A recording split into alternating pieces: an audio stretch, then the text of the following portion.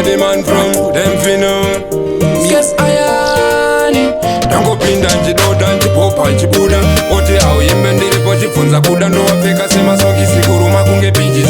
Mr. Skepp Ayaan ndaramba nikisinga simu kane doki ya cause mune lot. Ya same sanchkire ndakasimba kunge fort. Ando bata mic duty oh my god. Lead my wine doda kuya na broad. Waritsi wechima ngoma ngoma. Tisu waritsi wechima ngoma ngoma. Mwari watipa chance reka tiroke dancing. Ndiyo nguwa yekuunganidza finance. Waritsi wechima ngoma ngoma. Tisu waritsi wechima ngoma ngoma. Mwari watipa chance reka tiroke dancing. Ndiyo nguwa yekuunganidza finance. Hit it again. Addiction funny kama appetito. Hapana bora kana pasina pito.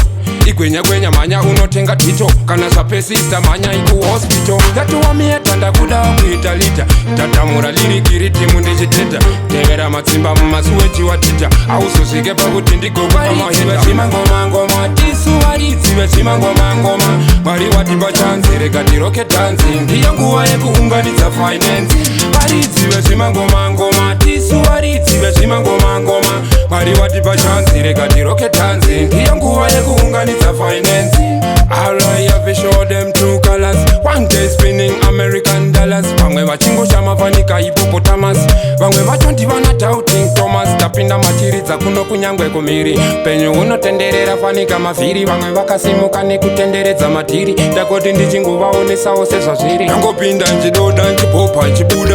Oti au yembe ndiripo chibvunza kuda. Ndowapfeka semasokisi kuruma kunge pinches.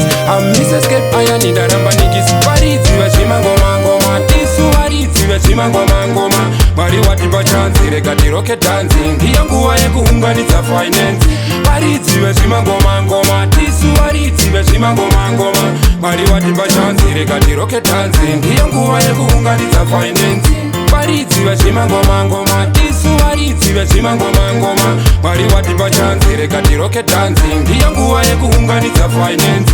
Waritsi wechima ngoma ngoma. Tisu waritsi wechima ngoma ngoma. Mwari watipa chance reka tiroke dancing. Ndiyo nguwa yekuunganidza finance. Oyo oyo oyo. Me a the man